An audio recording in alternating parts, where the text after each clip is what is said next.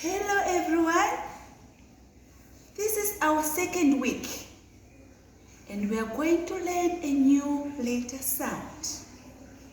But before that, let's sing our song. Literacy is the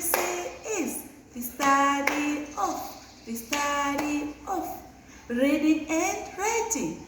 Reading and writing. Before we come to our letter sound, let's sing the song. Because this is our new letter sound. Are you ready for the song? I see the clouds moving. Wah, wah, wah. I see the kites flying. Wah, wah, wah. I see the trees bending. Wah, wah, wah. The wind is blowing strong. I see the clouds moving. Wah, wah, wah. I see the kites flying. Wah, wah, wah. I see the trees bending. Wah, wah, wah. The wind is blowing strong. Let's see our story.